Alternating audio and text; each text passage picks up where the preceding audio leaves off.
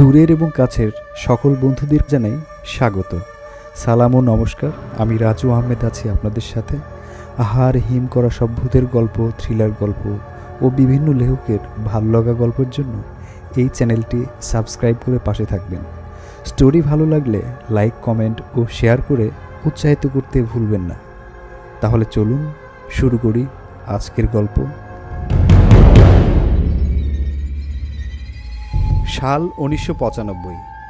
কালাম ভাইয়ের গ্রামের বাড়ি রাজশাহীতে। ফরেস্ট অফিসার হিসেবে কালাম ভাইয়ের পোস্টিং হয়েছে গাজীপুর ভাওয়ালগড়ে। এটা দিয়ে তার চাকরি জীবন শুরু। ছাত্র হিসেবে যথেষ্ট মেধাবী ছিলেন এবং চৌকস ছিলেন, দেখতেও অনেক সুন্দর ছিলেন। বন বিভাগ থেকে জানানো হয়েছে গজিরা বনের পুরাতন সরকারি বাংলোতে কালাম ভাইয়ের জন্য থাকার সুব্যবস্থা করে রাখা আছে। অফিসের চিঠিতে আগেই জানানো হয়েছে অফিস রক্ষণাবেক্ষণের কাজে একজন অফিসের পিয়ন ও একজন কেয়ারটেকার আছে। একজনের নাম খলিল মিয়া আর একজনের নাম সুবীর রঞ্জন। বয়স দুজনেরই প্রায় 40-এর কাছাকাছি হবে। সরকারি অফিস থেকে আগেই কালাম সাহেবকে বিস্তারিত তথ্য জানিয়ে দেওয়া হয়েছে। যেদিন যাবে সেদিন তারা গাজীপুর চৌরাস্তা থেকে তাকে রিসিভ করে নিয়ে যাবে। জানুয়ারি মাসের 1 তারিখে পোস্টিং। তাই কালাম ভাই মোটামুটি প্রস্তুতি নিয়েই রেখেছে। বাবা মার একমাত্র সন্তান কালাম ভাই। এর আগে বাড়ির বাইরে কখনো থাকেনি। রাজশাহী বাড়ি হয় এর সুবাদে রাজশাহী ইউনিভার্সিটিতে বাড়ি থেকেই পড়াশোনা করেছে, কখনো বাড়ির বাইরে থাকতে হয়নি। বাবা মাকে ছেড়ে যেতে মোটেও ভালো লাগছে না তার। কি আর করা, সরকারি চাকরি। বাবা মারও বয়স হয়েছে, আর কতদিনই বা হাড় ভাঙা পরিশ্রম করবে। এবার তো কামাই রুজি করে তাদেরকে খাওয়াতে হবে, পড়াতে হবে। বয়স হয়েছে, কদিনই বা বাঁচবে। তাই অপেক্ষার প্রহর শেষ করার এবার পালা।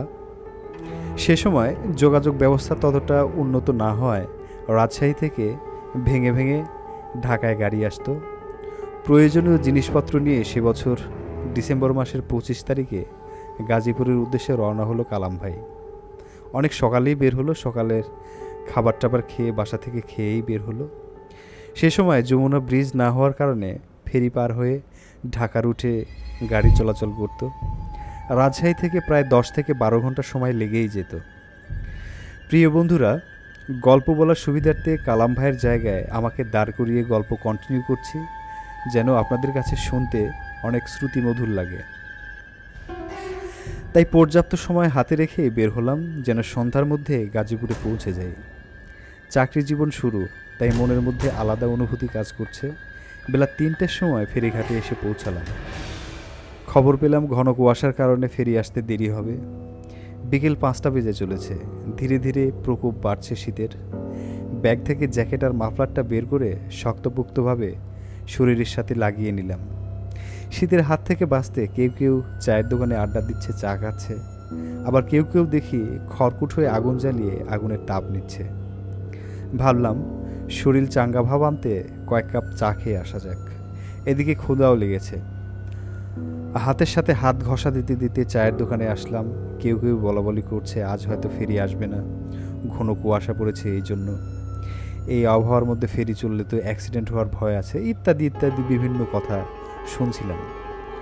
কথাগুলো শুনে বড্ড চিন্তায় পড়ে গেলাম। ভাবলাম তাহলে কি সারা রাত আমাকে এখানেই কাটাতে হবে, বাসের মধ্যে এই শীতের দিনে? কি করি? বলতে বলতে ফেরির হর্ন শুনতে পেলাম। এই তো ফেরি এসে গেছে বোধহয়। তখন রাত 8টার কাছাকাছি। ফেরি যখন আসলো তখন হোটেল থেকে কিছু খেয়ে নেই। ক্ষুধাও লেগেছে অনেক। সেই দুপুরে খাওয়া হয়নি, বাসা থেকে যে পেট ভরে খেয়ে এসেছি সেটাই। হোটেলে গেলাম, গিয়ে দেখি খাবার টাবার তেমন কিছুই নেই। 1 পিস মাছের দাম 20 টাকা। যমুনার পাড়ে ইলিশ মাছের দাম এত! এখন আমি চাকরিজীবী, দামদার করে কি হবে? আগে যান শান্তি করে খেয়ে নেই। দুপুরে তেমন কিছু খাইনি, ক্ষুধাও লেগেছে বড্ড। 2 পিস মাছ দিয়ে 3 প্লেট ভাত একবারে সাবার করে দিলাম। খুব তৃপ্তি সহকারে খেলাম। ডিনার করে দেখি ফেরিতে ইতোমধ্যে আমার বাস উঠে গেছে। বাইরে বেশিক্ষণ দাঁড়িয়ে থাকা যাবে না, অনেক ঠান্ডা পড়েছে। অনেক লোকজনকে দেখছি এই ফেরির রেলিং ধরে সিগারেট টানছে, আবার কেউ কেউ দাঁড়িয়ে দাঁড়িয়ে গল্প করছে একে অপরের সাথে। আমি আবার শীত কাতুরে। তাই ওইভাবে রিস্ক নিলাম না, সিগারেটও খাই না। তাই আমার আসনে গিয়ে বসলাম। আমার পাশের আসনে এক ভদ্রলোক ছিল, তার নাম রমিজউদ্দিন। এখন পর্যন্ত তার সাথে কথা হয়নি। ভাবলাম একটু গল্প করে সময় পার করি আর কি। রমিজ চাচা যাচ্ছেন মেয়ের বাসায়, ওনার জামাই আর্মিতে আছে, থাকেন নবীনগর। আলাপচারিতায় তিনি জানতে চাইলেন আমি কোথায় যাচ্ছি, কি করি, ইত্যাদি ইত্যাদি, বাড়ি কোথায়, সব কিছু বললাম। আমার কথা শোনার পরে ভদ্রলোক চিন্তিত হয়ে বললেন, বাবা যেখানে যাচ্ছ জায়গাটা বেশি ভালো না, তাও আবার রাতের বেলায়। শুনেছি ওইসব বনে জঙ্গলে নাকি অশরীরই থাকে, আর তোমার ওই বাংলোটাও খুব বেশি ভালো না। আমার জামাই যখন রাজেন্দ্রপুরের ওই সাইডে পোস্টিং ছিল তখন আমি কয়েকবার গিয়েছিলাম এবং লোকে মুখে গল্প শুনেছি জায়গাটা বেশি ভালো না। তো যাবে কি করে? বললাম, গাজীপুর চৌরাস্তা গেলে আমার জন্য আমার অফিসের পিওন আর কেয়ারটেকার আমাকে নিয়ে যাবে। তাদের আগে থেকেই আমাদের অফিস জানিয়ে রেখেছে এবং আমাকেও চিঠি দিয়েছে। তিনি বললেন, রাতে যাওয়ার দরকার নেই, তুমি আমার সাথে আমার মেয়ের বাসায় থাকো, সকালে উঠে নাস্তা পানি করে আরামসে তুমি বের হয়ে। ধন্যবাদ চাচা, আমার অসুবিধে হবে না। রাত প্রায় 10টা বেজে গেছে, ফেরি প্রায় ঘাটের কাছাকাছি। আজ কুয়াশা একটু বেশি পড়েছে বলে মনে হচ্ছে, ঠান্ডাটাও মনে হচ্ছে অনেক বেশি। যথারীতি আমাদের গাড়ি ফেরি থেকে নেমে আসার পরে যাত্রা শুরু করলো। নবীনগর আসতেই রাত প্রায় দেখি 11:30 বেজে গিয়েছে। আমার সাথে সাথে রমিজ চাচাও নেমে পড়ল, কারণ আমার এখান থেকে গাজীপুর চৌরাস্তায় যেতে হবে। রমিজ চাচা আমাকে অনেক অনুরোধ করলো থেকে যেতে, কিন্তু এভাবে কি কারো বাসায় থাকা যায়? আবেগ আপ্লুত হয়ে চাচাকে ধন্যবাদ জানালাম এবং কথা দিলাম পরবর্তীতে যদি কখনো দেখা হয় বা সময় হয় আমি অবশ্যই তাদের বাসায় বেড়াতে যাব। তার বাসা আবার সিরাজগঞ্জে। অসুবিধে হবে না চাচা? তাহলে আমি যাই। চাচার কাছ থেকে বিদায় নিয়ে চলে আসলাম। চৌরাস্তার উদ্দেশ্যে রওনা দিচ্ছি। চারিদিকে কেমন যেন এক নিস্তব্ধতা কাজ করছে। চৌরাস্তায় এসে যখন পৌঁছালাম ঘড়ি দেখে তাকিয়ে দেখি প্রায় 12টা বেজে গেছে। মাঝে মাঝে চৌকিদারের বাঁশির আওয়াজ শুনতে পাচ্ছি। এদিক ওদিক তাকিয়ে কাউকেই পাচ্ছি না। আমি একা দাঁড়িয়ে আছি, কিন্তু আমাকে যে জানানো হলো সুবীর আর খলিল নামের কেউ নিতে আসবে আমাকে। আল্লাহ আল্লাহ, কেউ তো এখনও আসেনি। আমি কিভাবে যাব? একা তো চিনি না, বা যেভাবে ঠিকানা দিয়ে আছে আমি একটু ঠিকভাবে চিনব না। বন জঙ্গল পেরিয়ে কীভাবে যাব একা একা এত রাতে? আবার উল্টোর দিকে একটা সমিল দেখা যাচ্ছে, অর্থাৎ যেখানে কাঠচেরাইয়ের কাজ চলে। টিম টিম করে আলো জ্বলছে। দেখি সেখানে কেউ আছে কিনা, কারো হেল্প পাই কিনা। যে কাউকেই পেলাম না, খুব হতাশ হয়ে গেলাম। উপায়ন্ত না দেখে সমিলের একটা গাছের গুঁড়িয়ে বসে পড়লাম। তখন রমিজ চাচার কথা বারবার মনে পড়ছিল। ভাবছিলাম চাচার দাওয়াতটা হয়তো গ্রহণ করলেই ভালো হতো। কি আর করা, এসেই যখন পড়েছে কিছু তো ব্যবস্থা করতে হবে। হঠাৎ আমার সামনে দেখি মধ্যবয়স্ক এক লোক আমার দিকে তাকিয়ে ফ্যাল করে হাসছে। পরনে চাদর আর নোংরা কাঁথার মতো কিছু একটা পরে আছে। মুখে খোঁচা খোঁচা দাড়ি, বয়স 50 ঊর্ধ্ব হবে।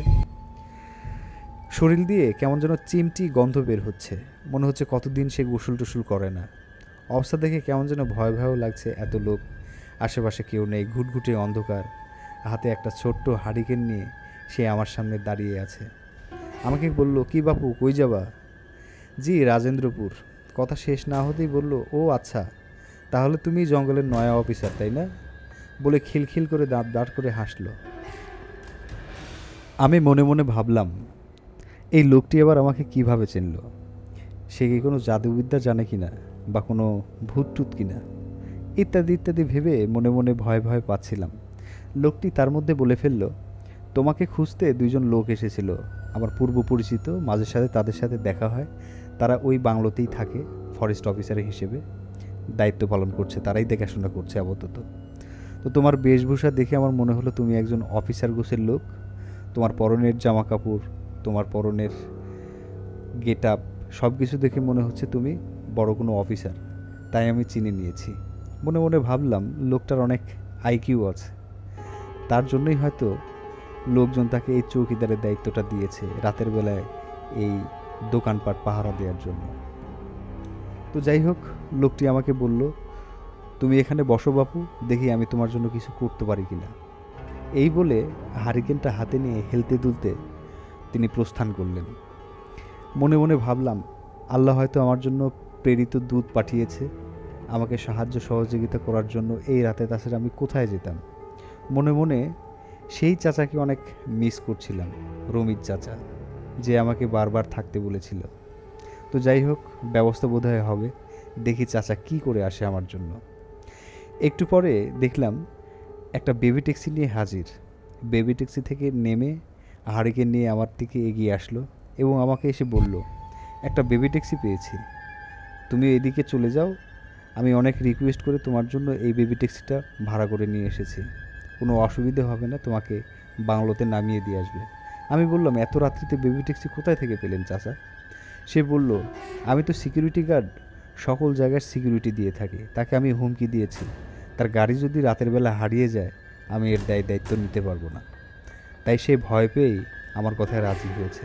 তো যাই হোক বাপু, তুমি তাকে কিছু টাকা বাড়িয়ে দিও। আমি বললাম, ঠিক আছে চাচা, সমস্যা নেই। এই বলে আমার ব্যাগপত্র নিয়ে বেবি ট্যাক্সিতে উঠে পড়লাম। বেবি ট্যাক্সিওয়ালা জীর্ণশীর্ণ মুখ নিয়ে আমার দিকে তাকিয়ে বলছে, স্যার, আমাকে কিন্তু ভাড়া বাড়িয়ে দিতে হবে, আমাকে 50 টাকা দিতে হবে।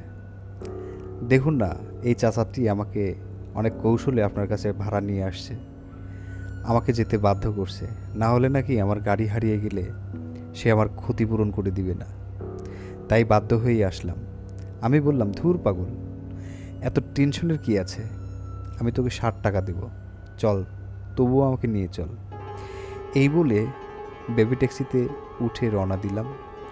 বেবি ট্যাক্সি হালকা গতিতে হেলে দুলে এগিয়ে চলছে সামনের দিকে। মেইন রাস্তা থেকে বাম দিকে মোড় নিয়ে ছোট্ট রাস্তা ধরে বেবি ট্যাক্সি চলতে থাকলো। এর মধ্যে হঠাৎ বেবি ট্যাক্সির একটা লাইট নষ্ট হয়ে গেল। লাইট নষ্ট হয়ে যাওয়াতে বেবি ট্যাক্সি বন্ধ করে বেবি ট্যাক্সির ড্রাইভার আমাকে বলল, আপনি গাড়ির মধ্যেই বসেন, আমি দেখি ঠিক করতে পারি কি না। তিনি অনেক কষ্টে দেখলাম যে ঠিক করতে পারল, কিন্তু আলো আগের মতো হচ্ছিল না, আলো হচ্ছিল খুবই টিমটিমে এবং যাওয়ার গতিটাও আমাদের অনেক কমিয়ে দিল। যাক, অবশেষে বাংলোর সামনে এসে পৌঁছালাম। বেবি ট্যাক্সি থেকে নেমে তাকে ভাড়া চুকিয়ে দিয়ে বিদায় জানাবো বলতেই বেবি ট্যাক্সির ড্রাইভার আমাকে বলল, স্যার, আমি এইদিকে অনেক দিন থেকেই আসি, ভাড়া নিয়ে আসি মাঝে সাঝে, কিন্তু এই জায়গাটা কিন্তু ভালো না, আপনি দেখে শুনে থাকবেন, সন্ধ্যার পরে কখনো এই বাড়ি থেকে বের হবেন না, ঘরের ভিতরেই থাকবেন, ঠিক আছে স্যার? তিনি একগাল হাসি হেসে তারপরে বিদায় নিলেন আমার কাছ থেকে। তবে দেখলাম যাওয়ার সময় তিনি অনেক ভয়ার্ত ছিল, আমাকে একবার বলেই বসল যে, স্যার, এত রাত্রিতে আমি কিভাবে যাব আমি জানি না, কিন্তু আমাকে যেতেই হবে, বাড়িতে প্রসূতি স্ত্রী আছে, আমাকে যেভাবেই হোক যেতে হবে, না হলে আপনার সাথে থেকে যেতাম, কাল সকালে যেতাম, আল্লাহ যা করে, উপরওয়ালা যা করবে তাই হবে, কিন্তু আমাকে যেতেই হবে। এই বলে বেবি ট্যাক্সির ড্রাইভার চলে গেলেন। আমি ঠায় দাঁড়িয়ে আছি সেই বাংলোর মেন গেটে। বাংলোর মেন গেটের ভেতরে টিম টিম করে একটা লাইট জ্বলছিল, মাঝে মাঝে জ্বলছিল, মাঝে মাঝে বন্ধ হচ্ছিল, এরকম অবস্থা। বাড়ির ভেতর থেকে কুকুরের ডাকের আওয়াজ পাচ্ছিলাম, মনে হচ্ছে কুকুর কেমন যেন করে কাঁদছে, এরকম একটা আওয়াজ। আমি বেশ কয়েকবার দরজা ডাকলাম, কারো কোনো সাড়া পেলাম না। আরও কয়েকবার জোরে জোরে দরজা ঢাকালাম, খটখটালাম এবং জোরে জোরে গলার ডাক ছেড়ে আমি ডাকলাম, কেউ কি আছেন, কেউ কি আছেন? ঠাস করে ঘরের দরজা খুলে ফেললো। গেটটা খুলে এসে সেই সুবীর রঞ্জন এসে আমাকে জিজ্ঞেস করলো, স্যার, আপনি এত রাতে আসছেন? আমি বললাম, কি করব, আমি তো ফেরিতে আটকা পড়ে গিয়েছিলাম, ঘন কুয়াশার কারণে ফেরি ছাড়তে দেরি হয়েছিল, তাই লেট হয়ে গিয়েছে, এখন কি করব, চলে এসেছি, এবার তো কিছু একটা করো, তোমরা তো থাকলে না। সে বলল, আমি আর খলিল সাহেব গিয়েছিলাম, কিন্তু আপনি আসবেন করে রাত 8টা অবধি অপেক্ষা করেছিলাম, এই যে বন জঙ্গলের রাস্তা পাড়ি দিয়ে আসতে হবে, তাই রাত 8টার দিকে একটা চৌকিদারকে বলে চলে এসেছে, যদি এমন কাউকে পায় তাহলে তাকে যেন হেল্প করে। তো কথাগুলো বলতে বলতে আমার ব্যাগগুলো হাতে নিয়ে তিনি এগোতে লাগলেন এবং আমাকে আমার রুম পর্যন্ত এগিয়ে দিয়ে বললেন, স্যার, আজকে আর কথা বাড়াবো না, অনেক দিন থাকবেন, অনেক আশা ভরসা নিয়ে আসছেন, আমরাও অনেক আশা ভরসা নিয়ে আছি। কাল থেকে কথা হবে, আজকের মতো যে ঘুমান। তা আমি বললাম যে এতবার ডাকার পরেও কেন ঘর খুললেন না, দুয়ার খুললেন না কেন? তিনি বলল যে এক ডাকে নাকি দরজা খুলতে নেই, তাই দেরি হয়েছে। 3 ডাক পর্যন্ত অপেক্ষা করতে হয়, তাই আমি অপেক্ষায় ছিলাম ডাকটা 3 পর্যন্ত আসে কি না। আমি বললাম 3 ডাক কেন? সে বলল ভূতেরা 3 ডাকের বেশি দেয় না, তাই 3 ডাক পর্যন্ত অপেক্ষা করছিলাম। তো ভূতটুত আছে নাকি এই এলাকায়? ওসব কিছু নেই, আপনি ভয় পাবেন না, আপনি যান, রেস্ট করেন, কালকে কথা হবে। এই বলে আমার রুমের মধ্যে প্রবেশ করলাম। রুমে প্রবেশ করেই দেখি আমার বিছানাপত্রগুলো এত সুন্দরভাবে সাজানো গুছানো আছে, মনে হচ্ছিল কেউ আগে থেকে এটা ব্যবহার করছিল। তো যাই হোক, রুমে আসতেই মনে প্রশান্তি ভয় করলো। আল্লাহর কাছে শুকরিয়া জ্ঞাপন করলাম। ভাবছি কাল সকালে বাড়িতে চিঠি লিখব যে ঠিকঠাকভাবে পৌঁছেছি, আমার নতুন জায়গাতে জয়েন করেছি, আমি চিঠি লিখব। তো কাল সকালেই লিখব, আজকে আর না লিখি, রাত অনেক হয়ে গিয়েছে, এখন আমি ঘুমাই। ক্লান্ত শরীর নিয়ে হাত মুখ ধুয়ে ফ্রেশ হয়ে ঘুমোতে যাব, এমন সময় লাইট টাইট বন্ধ করে বিছানাপত্র ঝেড়ে মশারি টাঙিয়ে আমি যখন শুতে যাচ্ছি, রাত তখন প্রায় 2:45 বাজে বা 3টের কাছাকাছি হবে। হঠাৎ দেখি ছাদের উপরে পায়ের নুপুরের আওয়াজ এবং মৃদু সুরে কোনো এক মেয়ে গান গাইছে, খুবই করুণ কণ্ঠে। গানটি কী গান গাইছে কথাগুলো ভালো বোঝা না গেলেও সুরটা অনেক কষ্টের মনে হচ্ছিল এবং মনেও হচ্ছিল অনেক মলিন। তো যাই হোক, আমি ভাবলাম বাড়িতে কেউ থাকতে পারে, হয়তো রাতে জাগা অবস্থায় তারা গান গাচ্ছে, সময় কাটছে না। আমি ততটুকু গুরুত্ব না দিয়ে আমি শুয়ে পড়লাম এবং ঘুমিয়ে গেলাম। পরের দিন সকালে খলিল সাহেবের দরজার খটখটানিতে আমার ঘুম ভেঙে গেল। খলিল সাহেব আমাকে বলল, স্যার নাস্তাপত্র রেডি, চলুন নাস্তা করবেন। ফ্রেশ হয়ে নাস্তার টেবিলে গেলাম। খেতে খেতে খলিল বলছিল, স্যার আজকে কিন্তু আপনাকে পুরো এলাকা ঘুরে দেখাবো, ঘুরে দেখিয়ে তারপরে আপনি কাজ শুরু করবেন। আজ থেকে কাজ না করলেও হবে, নতুন নতুন আসছেন, এলাকাটা ঘুরে ফেলে দেখেন, পরিবেশ আবহাওয়া গায়ের সাথে লাগান, তারপরে খাপ খাইয়ে নিয়ে কাজ শুরু করে দিন। চলুন শেষ করুন। নাস্তা করে ভেসপাটা চাবি এগিয়ে দিল আমাকে, বলতো আগের অফিসার নাকি এই ভেসপাটা চালাতেন, সরকারি ভেসপা, এই গাড়িটা নাকি এখন আমাকে চালাতে হবে। ভেসপা নিয়ে পেছনে খলিল সাহেবকে বসিয়ে বের হলাম এলাকা দেখতে। আমার মূলত দায়িত্ব এই বনজঙ্গল উজাড় করা কিছু ব্যক্তিদের জন্য, কারণ তারা নাকি এই বনজঙ্গলের অনেক গাছ অবৈধভাবে কেটে বিক্রি করে দেয়। এটাই আমার মূলত দায়িত্ব, এই বন রক্ষা আমার দায়িত্ব। সারা এলাকা ঘুরে ফিরলাম, কিন্তু এলাকা ঘুরে ফিরে দেখলাম কোথাও কোনো বাড়িঘর নেই, কোনো জনমানব নেই। চারিদিকে শুধু গজারিয়া গাছের জঙ্গল আর জঙ্গল, এ প্রান্ত থেকে ও প্রান্ত দেখা যায় না। আর এমন কিছু কিছু জায়গা আছে ভর দুপুরেও রাতের অন্ধকারের মতো আধার। আমি খলিল সাহেবকে বললাম যে এই জঙ্গলে তোমরা থাকো কিভাবে? সে বলল, আমাদের অভ্যেস হয়ে গেছে স্যার, গরিব মানুষ, চাকরি না করলে কি খাবো, তাই বাধ্য হয়েই আছি। এখানে কত বছর ধরে আছো খলিল সাহেব? আমি আর সুবীর আছি এখানে প্রায় 20 বছর। 20 বছর ধরে আছো? হ্যাঁ, সেই পাকিস্তান পিরিয়ড থেকে আছি। তো অনেক পুরনো, অনেক ধরনের গল্পগুজবই জানো মনে হয়। ভূতটুত কি আছে নাকি? তিনি একগাল হেসে বলল, না না স্যার, এসব নিয়ে চিন্তা করবেন না, আমরা তো আছি, আর এসব বলে কিছু আছে। আমাকে সাহস দিল। তো আজকের মতো ঘোরাফেরা শেষ করে বাংলোতে ফিরে আসলাম।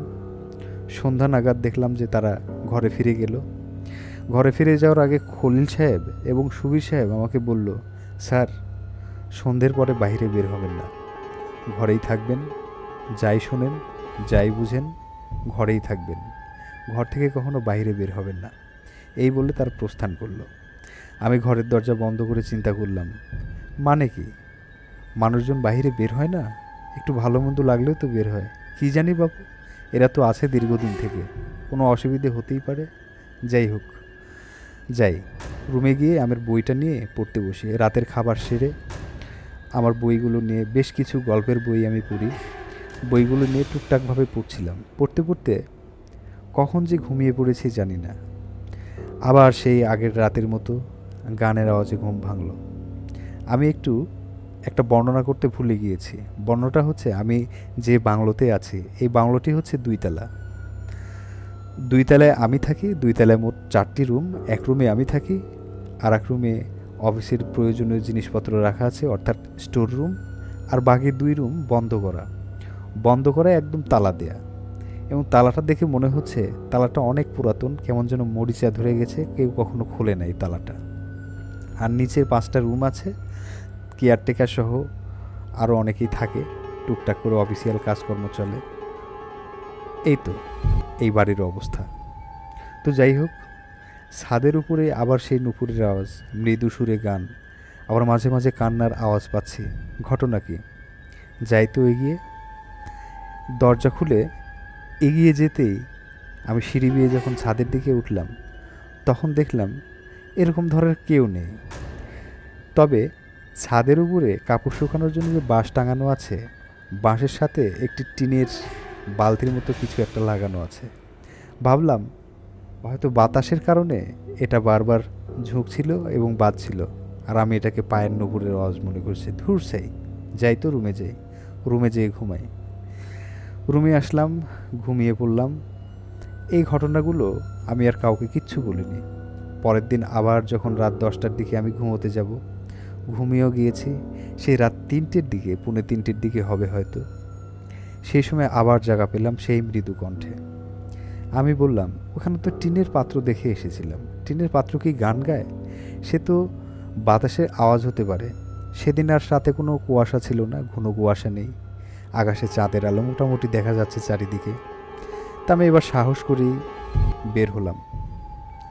ছাদে উঠে দেখি সেই সাদা পোশাক পরে অনেক লম্বাটে টাইপের একটা মেয়ে হেলে দুলে হাঁটছে এবং গান গাচ্ছে, এবং মাঝে মাঝে খুবই করুণ কণ্ঠে আত্মচিৎকার করছে। আমার পায়ের আওয়াজ শুনে সে দূরে পালাতে লাগলো। আমি তাকে জিজ্ঞাসা করলাম, এই কে? দাঁড়াও, কে তুমি? পালাবে না, আমার কথা শোনো। আমার কথা শুনে ঠাস করে দাঁড়িয়ে গেল। দাঁড়িয়ে যাওয়ার পরে আমার দিকে যখন ঘুরে তাকালো, তখন দেখি তার মুখে কোনো মাংস নেই এবং বিভৎস এক চেহারা। চোখ দিয়ে মনে হচ্ছে আগুন বের হচ্ছে, মুখ দিয়ে মনে হচ্ছে রক্ত বের হচ্ছে, এবং আমাকে বলল, নাকো নাকো কণ্ঠে নিয়ে আমাকে বলল, আমাকে ডেকে তুই ভালো করিসনি, তোর খবর আছে, তোকে এর শোধ নিতেই হবে, যা এখান থেকে চলে যা, না হলে তোকে আমি শেষ করে দেব, খুন করে ফেলব। এই বলে ধূপ করে উধাও হয়ে গেল। আমি এগুলো দেখার জন্য মোটেই প্রস্তুত ছিলাম না। হঠাৎ এগুলো চোখের সামনে আসায় আমি কখন যে সেন্সলেস হয়ে পড়ে গিয়েছি আমি নিজেও জানি না। ঘুম ভেঙে দেখি আমি আমার রুমে। জিজ্ঞাসা করলাম খলিল সাহেবকে। খলিল সাহেব এবং সুবীর সাহেব সবাই দেখি আমার মুখের দিকে তাকিয়ে আছে। আমাকে জিজ্ঞাসা করছে, স্যার কিছু একটা দেখেছেন? কি দেখেছেন? আপনি ছাদে গেলেন কিভাবে? ভয় পেলেন কিভাবে? আমি বললাম, আমি রাতে এমন কিছু দেখেছি যেটা দেখার জন্য আমি কখনোই চিন্তা করিনি। আমি ভয় পেয়েছি। কোনো একটা মেয়ে দেখলাম ছাদে গান গাইছে। এর মধ্যে খলিল সাহেব আমাকে বলে বসলো, স্যার আপনাকে তো আমি নিষেধ করেছিলাম সন্ধেবেলায় রাত্রেতে ঘরের বাইরে না যেতে, আর আপনি ছাদে চলে গেছেন। আপনাকে বলেছিলাম না, যেখানে যাই কিছু ঘটুক না কেন আপনি বাইরে বের হবেন না, রুমেই থাকবেন। তারপরেও আমার কথা শোনেননি। আমার কথা না শুনে আপনি চলে গিয়েছিলেন।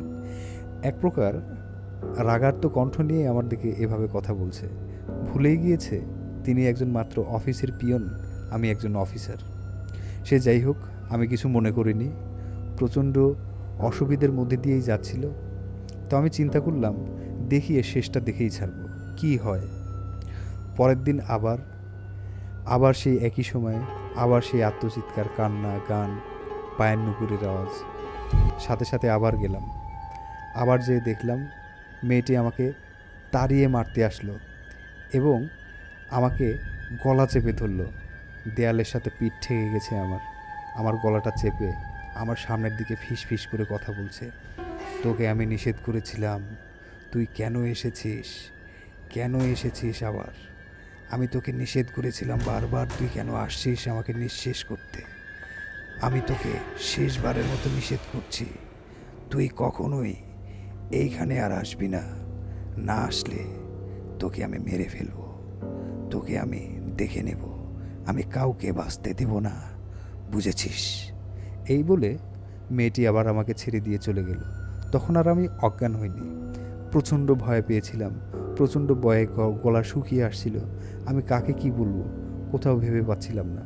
আমি দ্রুত রুমে চলে আসলাম এবং আল্লাহ খুদার নাম নিতে লাগলাম। আল্লাহ, আমি কি দেখলাম? আমি হয়তো বাঁচবো না, আমাকে হয়তো মেরে ফেলবে, কোনোভাবে হয়তো আমাকে এখান থেকে পালাতে হবে। কিন্তু না, আমি কেন পালাবো? আমি আর শেষ দেখেই ছাড়বো। দুনিয়াতে ভূত বলতে কিছু নেই, অবশ্যই কিছু না কিছু হয়েছে। এই মেয়েটার সাথে অবশ্যই কিছু না কিছু হয়েছে যেটা অশরীরী হয়ে ঘুরছে। আমি অবশ্যই এর তথ্য উদ্ঘাটন করব। পরের দিন সকালে খলিল সাহেবকে ডাকলাম, সুবীর সাহেবকে ডাকলাম। তাদেরকে বললাম যে তোমরা আমার কাছে কিছু একটা লুকোচ্ছ। তোমরা তো দীর্ঘ 20 বছর থেকে এখানে আছো, তোমরা হয়তো কিছু জানো, তোমরা জেনেও না জানার ভান করে আছো। তোমরা আমাকে কোনো কিছু খুলে বলছো না, আমাকে বলতেই হবে কেন ঘটেছে এসব, কী অবস্থা হয়েছে। খলিল সাহেব তখন আমাকে বলতে লাগলেন, স্যার, সেই পাকিস্তান আমলে যখন মুক্তিযুদ্ধ হয় এখানে, তখন সেই সময় থেকে অনেক মেয়ে এখানে নিয়ে আসা হতো। পাকিস্তানি হানাদার বাহিনীরা এখানে এই মেয়েদেরকে ধর্ষণ করে করে মারত, মেরে অন্য জায়গায় পুঁতে রেখে দিত। এই পাকিস্তানিদের, এই হানাদার বাহিনীদের রান্নাবান্না করার জন্য পাশের গ্রাম থেকে একটা মেয়ে ধরে নিয়ে আসা হয়েছিল, অনেক সুন্দরী, নাম তার কমলা। এই কমলা তাদের এখানে রান্নাবান্না করত এবং তাদেরকে খাওয়াতো, কিন্তু পাকিস্তানি হানাদার বাহিনীরা তাকে কিছুই করতো না, কোনো বীভৎস আচরণ করতো না। একসময় যখন দেখল দেশ স্বাধীন হওয়ার পথে, তখন ওই মেয়েটিকে ছাড়তে চাইল না, কারণ সেই মেয়েটি অনেক তথ্য জেনে গিয়েছে। তাদেরকে যদি ফাঁসিয়ে দেওয়া হয়, এই ভয়ে মেয়েটিকে কয়েকজন মিলে ধর্ষণ করে ওই যে 2 তলায় স্টোর রুমের পাশে যে রুমটা আছে, সেই রুমে তাকে ধর্ষণ করে ওইখানে গলা টিপে মেরে রশি দিয়ে ঝুলিয়ে রেখে চলে যায়। তারপর থেকে এই রুমে মাঝে মাঝে আত্মচিৎকার শুনতে পাওয়া যায়, কান্নার আওয়াজ শুনতে পাওয়া যায়। আমরা সেগুলো থাকতে থাকতে অভ্যস্ত হয়ে গিয়েছিলাম। ইদানিং দেখেছি অনেক সময় নাকি রাতের বেলায় এই ছাদের উপরে সাদা কাপড় পরে ঘুরে ঘুরে গান গায় এবং কান্না করে। এবং গত কয়েকবার বেশ কয়েকটা অফিসার এখানে এসেছিল, কেউ ভালো মতো টিকতে পারেনি, সবাই এই ভয় দেখে চলে গিয়েছে, একজন মরেও গিয়েছে। আমরা কাউকে কিছুই বলিনি, কারণ সরকারি জায়গা, বেশি কিছু করতে গেলে মামলা খেয়ে যাব, তাই আমরা চুপ করেছিলাম। খলিল সাহেব এবং সুবীর সাহেবের কথা শোনার পরে আমার মনে হলো অবশ্যই কোনো না কোনো কিছু এই রুমের মধ্যে আছে, এই রুম থেকে কোনো কিছু হয়তো বের করতেই হবে, যাই এই রুমে যাই। এই বলে আমি দুপুরে খাওয়া দাওয়া করে বিকেলবেলা ওই রুমে গেলাম। রুমে যেয়ে দেখি রুমটায় চামচিকায় বাদুড়ে ভরে আছে।